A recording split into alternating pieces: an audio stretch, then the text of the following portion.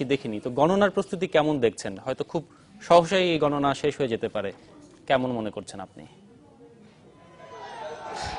ঠিক 5 মিনিট আগে ভোট গ্রহণ সম্পন্ন হয়েছে। আমি যেই কেন্দ্রে দাঁড়িয়েছি ফুলহার সরকারি প্রাথমিক বিদ্যালয়, আপনি দেখতে পাচ্ছেন রাস্তার ছাত্রলীগ এবং যুবলীগের কর্মীরা মিছিল করছেন বলা চলে একদম ভোট কেন্দ্রের সামনে।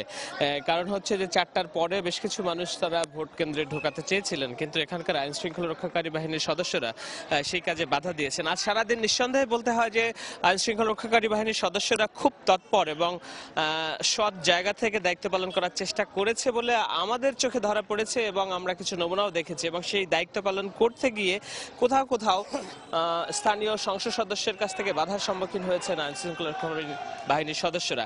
তেমন একজন এএসপি জনাব বশির আহমেদ, তার সাথে কথা হচ্ছিল, তিনি অভিযোগ করেছেন যে বর্তমান সংসদ সদস্য শামী ওসমান তাকে সরাসরি থ্রেট দিয়েছেন, হুমকি দিয়েছেন, এবং তিনি শঙ্কিত বোধ করেছেন। ঘটনাটা বলবেন কি হয়েছে?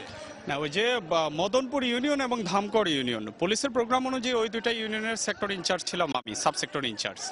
তো আমি মদনপুর ইউনিয়নের কেওডালা কেন্দ্রে যখন গিয়েছি যে ওখানকার পরিস্থিতি কি জানার জন্য, প্রত্যেক কেন্দ্রে কেন্দ্রে ভিজিট করতেছি, তখন ওখানকার কেন্দ্রের পুলিশ ইনচার্জ, প্রিজাইডিং অফিসার এবং মোবাইল স্ট্রাইকিং ফোর্সের অফিসার আমাকে জানালো যে ওখানকার সালাম চেয়ারম্যান, মদনপুর ইউনিয়নের চেয়ারম্যান, উনি এসে বলছেন যে পুলিশের কেউ এখান থেকে মাথা নিয়ে যেতে পারবে না, পুলিশের কেউ মাথা নিয়ে যেতে পারবে না, আনসার পুলিশ আইন শৃঙ্খলা বাহিনীর কেউ বেঁচে থাকবে না, একটাও এখান থেকে যেতে পারবে না আমাকে যদি এখানে কাজ করতে না দেওয়া হয়। আপনি তাকে অ্যারেস্ট করেননি? আমার কথা শুনেন প্লিজ।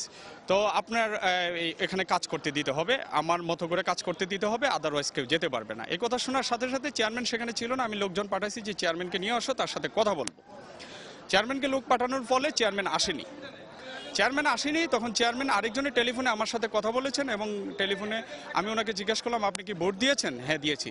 তো তাহলে আপনি আজকের জন্য শুধু একজন ভোটার, এর বেশি কিছু নন। আপনি ভোট দিলে ভোট দিয়ে চলে যান, আপনি কারো ভোটে ডিস্টার্ব করবেন না, আপনার ভোটেও কেউ ডিস্টার্ব করবে না। এই কথা বলার পরে উনি বলতেছে যে আপনি কি আমাকে থ্রেট দিচ্ছেন? আমি বললাম থ্রেট তো আমি দিচ্ছি না, থ্রেট আপনি দিলেন আমার লোকজনকে। আপনি বলছেন যে পুলিশের কেউ মাথা নিয়ে যেতে পারবেন না। তা বলছে আপনি কি, আপনার নাম কি, পরিচয় কি, আপনি থাকেন ওখানে, আমি আপনাকে দেখাচ্ছি। এই কথা বলার সাথে সাথে আমি আমার পুলিশ সুপারকে জানাই। পুলিশ সুপার আমাকে বললো যে তাকে অ্যারেস্ট করো, আমি ফোর্স পাঠাচ্ছি, দ্রুত তাকে অ্যারেস্টের আওতায় নিয়ে আসো। সাথে সাথে আমি র্যাব কল করলাম, বিজিবি কল করলাম, তারাও পৌঁছালো, আমার ফোর্সের সংখ্যাও বাড়লো, এবং তাকে যখন অ্যারেস্টের প্রিপারেশন নিচ্ছি যে তার বাড়িতে রেড দিয়ে, আশেপাশে রেড দিয়ে তাকে অ্যারেস্ট করবো, সঙ্গে সঙ্গে শামী ওসমান সাহেব আমাকে ফোন দিল যে আমি সংসদ সদস্য শামী ওসমান বলছি। আমি বললাম যে কেমন আছেন? ওনাকে অ্যাকচুয়ালি আমি কোনো এক প্রসঙ্গে আগের ভাই বলে সম্বোধন করি আর কি, স্যার বলি না। এনিওয়ে, তো উনি বললো যে তুমি আমার চেয়ারম্যানকে অ্যারেস্ট করার প্রিপারেশন নিচ্ছ কেন? আমি আপনার চেয়ারম্যান কেন্দ্র দখল করতে আসলে আমি অ্যারেস্ট করতে নিব না, আর আপনার চেয়ারম্যান কিনা এটা তো দেখার বিষয় না। তা উনি আমাকে বলতেছে যে প্লিজ, আমি শামীম ওসমান বলছি, আমি কাউকে প্লিজ বলি না, আমি বলছি গিভ হিম দ্য ক্লিয়ারেন্স, তুমি কেন্দ্রটা ছেড়ে দাও, তুমি তোমার মতো করে চলে দাও, গিভ হিম দ্য ক্লিয়ারেন্স। সময় দ্রুত পড়ে যাচ্ছে, 4টার ভিতরে 70 থেকে 80% ভোট কাস্ট করতে হবে, তুমি কেন্দ্রটা ছেড়ে দাও এবং চলে যাও। আমি বলছি আমি পারবো না, আমি ইলেকশন কমিশনের আন্ডারে, এখন এটা আমি নৈতিকভাবে তো করতে পারি না, আর এখন আমার চাকরি ইলেকশন কমিশনের আন্ডারে, আমি এখানে নির্বাচনী দায়িত্ব পালন করতে আসছি, প্রজাতন্ত্রের চাকরি করতে আসছি। আমি আমার এরপরে উনি কি বললেন? আপনাকে সরি বলছেন? নো, সরি বলেননি, উনি সরি বলেননি। পরবর্তী সময় উনি আবার ফোন দিলেন, ফোন দিয়ে আমাকে ফোনে রেখে উনি প্রধানমন্ত্রীর PS1 জনৈক মালেক সাহেবের সাথে কথা বললেন, এবং বললেন যে আমি মালেক বলছি, তুমি প্রধানমন্ত্রীকে বলো আমি কি রাজনীতি করব কি করব না, আমাকে শোনাচ্ছে ফোনে। আমি বলছি আপনি কার সাথে কথা বলেন দেখার বিষয় না, আমি খুব ছোট অফিসার, আমি এখানে দায়িত্ব পালন করতে আসছি, আমার দায়িত্বটা আমাকে পালন করতে দিন। বলছে কুত্তার বাচ্চা, শোরের বাচ্চা, বাস্টার্ড, তুই কি পারবি কর, তোরা আমি দেখে নিব।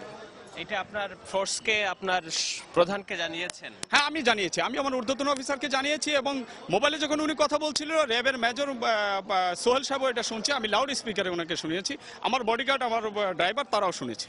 এই ঘটনায় আপনি শঙ্কিত কিনা? অবশ্যই আমি শঙ্কিত, এই ঘটনায় আমি অত্যন্ত শঙ্কিত। উনি আমাকে সরাসরি থ্রেট করেছে, হুমকি করেছে, এবং উনি কেন্দ্রের ক্লিয়ারেন্স চাচ্ছে যে তুমি অ্যাক্সেস দিয়ে দাও, ক্লিয়ার করে দাও। সেটা তো আপনার অনুমতি নাই। আমি এটা করতে পারি না, অনুমতি থাকুক বা না থাকুক, আমি পুলিশ অফিসার হয়ে কি কেন্দ্র আরেকজনকে ভোট ছাপানোর জন্য দিয়ে দিতে পারি নাকি? এটা নিয়ে আপনার যে ফোর্স, সেটা ব্যবস্থা নেওয়ার আপনাকে আমি কন্ট্রোলকে জানিয়েছি, কন্ট্রোলে আমি এটা নোট দিয়েছি। আপনি ঠিক আছে, আমরা শুনছিলাম শোভন একজন পুলিশ কর্মকর্তা যিনি যাদের কিনা আসলে সকাল থেকে সারাদিন এই দায়িত্ব গিয়েছে আইন শৃঙ্খলা রক্ষাকারী বাহিনীর ঠান্ডা রাখার জন্য। বড় অর্থে খুব বেশি গোলযোগের খবর আমরা পাইনি, কিন্তু এখন যে একজন সহকারী পুলিশ সুপার তিনি যে অভিযোগ করেছেন সেটি আসলে মারাত্মক, এবং এই পুলিশ বাহিনীর প্রধানরা তার প্রেক্ষিতে কি ব্যবস্থা নেয় সেটা অবশ্য বিবেচ্য।